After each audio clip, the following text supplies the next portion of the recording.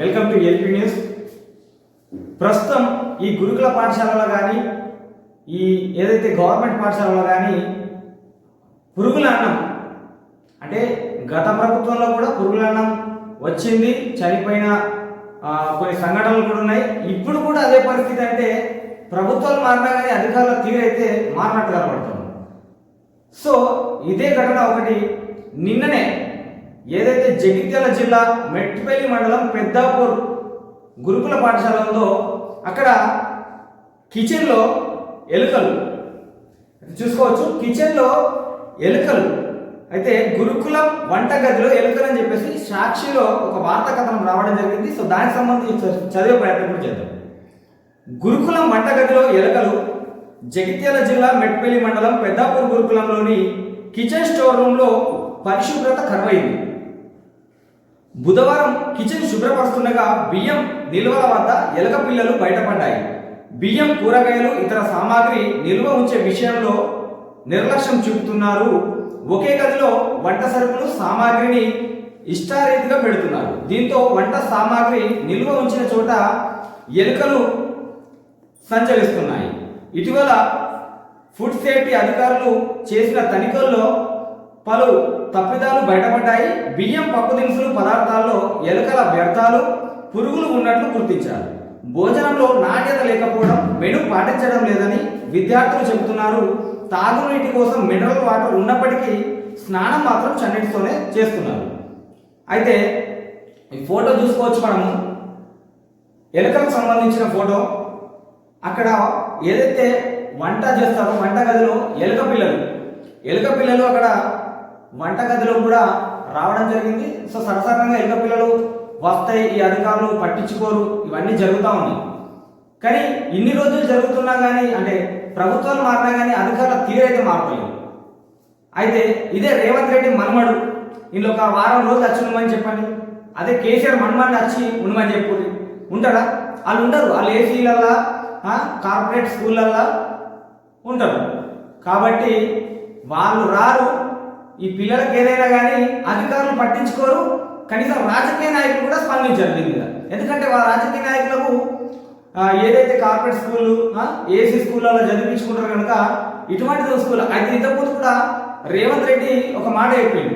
ఏమన్నాడు? ఒక 2 రోజులు ఎమ్మెల్యేలు అంటే గురుకులంలో పోయి ఉండండి అని చెప్పిండు.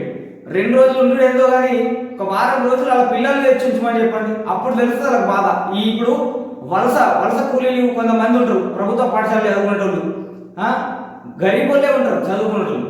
అయితే ఏదో పాఠశాలలో ఈ మాత్రం అయితే కొద్దిగా చదువు అయితే చెప్తుర్రని చెప్పబోతున్నారు. అయినా కానీ ఇప్పుడు 10వ తరగతి చదువుతున్న విద్యార్థి కూడా గవర్నమెంట్ పాఠశాలల కరెక్ట్ ఏదైతే వాళ్ళు చదువుతున్నది కూడా వాళ్ళు మళ్ళీ ఏదైనా ఎగ్జామ్ పెడితే పాస్ కాని పరిస్థితులు కూడా ఉన్నాయి. అంటే అక్కడ చదువు లోపిస్తుంది, అలాగే ఇటువంటి సౌకర్యాలు కూడా లోపిస్తున్నాయి. అంటే ఎక్కడ తప్పిదం అని అంటే అధికారుల తప్పిదం ఉంది, ఇందులో రాజకీయ నాయకులు కూడా పూర్తి వైఫల్యం కనిపిస్తుంది. అంటే ప్రభుత్వాన్ని పూర్తిగా వైఫల్యం ఉన్నట్టుగా అనిపిస్తుంది. చూడాలి మరి అధికారులు ఇటువంటి సంఘటనలు ఇన్ని జరుగుతున్నా మొన్న మాగనూరు ఘటన కూడా వారంలో 3 సార్లు ఫుడ్ పాయిజన్ అయిందట. వారంలో 3 సార్లు అంటే ఏమంటారు? 10 రోజులలో 3 సార్లు ఫుడ్ పాయిజన్లు అయితే అంటే అక్కడ వంట ఏ విధంగా నడుస్తుంది దాని గురించి పట్టించుకునేటోళ్ళు లేరు. కనీసం రాజకీయ నాయకులు మరి ఒక్కసారి పోయినవా అంటే పోయి చూసొచ్చినట్టే ఉంటుంది. అంతే, ఫోటోలు చూసుకొని రావాలి. కానీ వాటి మీద యాక్షన్లు జరిగాయి, ఏం జరిగాయి? మొన్న కూడా ఈ గురుకుల పాఠశాలలో ఏది ఈ అన్నం వడ్డించే దగ్గర ఒకరిని సస్పెండ్ కూడా చేసింది, అంటే గురుకులం పాఠశాలలో. సో ఇలాంటి అధికారులను ఖచ్చితంగా సస్పెండ్ చేయాలి. ఫస్ట్ సస్పెండ్ చేస్తేనే వాళ్ళకి తెలిసి వస్తుంది. ఎందుకంటే పిల్లలు ఒకవేళ ఈ ఎలుకలు తిన్న ఆహారం ఏదైతే ఉందో దాన్ని తింటే ప్లేగు వ్యాధి వచ్చే అవకాశం ఉంది. పిల్లలకు ప్లేగు వ్యాధి వచ్చి చనిపోతే ఎవరు బాధ్యులు? అధికారులే బాధ్యత వహించాలి, ఈ ప్రభుత్వం బాధ్యత వహించాలి.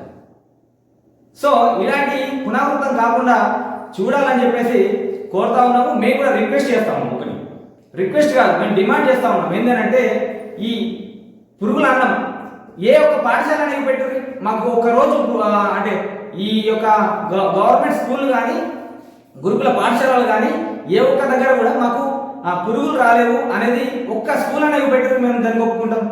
ఒక్క స్కూల్ కూడా లేదు. యాన్నో ఒక తాట అవి బయటకు రాకుండా ఆ సార్లు కానీ వీళ్ళు కానీ మేనేజ్ చేయడం.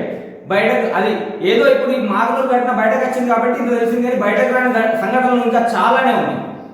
వాటి గురించి మాట్లాడాలి. కానీ నాకు తెలిసి ఇప్పుడు పోయినా ఎక్కడ స్కూల్ పోయినా కానీ ఖచ్చితంగా పురుగులు అన్నం లేదా నీళ్ళ చారు అంత అంగడంగడి ఉంటుంది. పందుల కొట్టడం కూడా ఆ పందులు కూడా తినే అట్లుంటాయి అన్నాలు. అట్లా వేస్తున్నారు. ఎందుకు మరి నిర్లక్ష్యం? అంటే వాళ్ళు ఈ బియ్యంకి నాకు కాపాడుకుంటున్నారా లేకుంటే ఇంకేం చేస్తున్నారు? మొత్తం అధికారులు నిర్లక్ష్యం వహిస్తున్నారు. దీనిపై ఖచ్చితంగా చర్యలు తీసుకోవాలి. చర్యలు తీసుకొని అధికారుల మీద ఖచ్చితంగా చర్యలు తీసుకోవాలి. చూస్తూనే ఉండండి ఎల్పీ న్యూస్.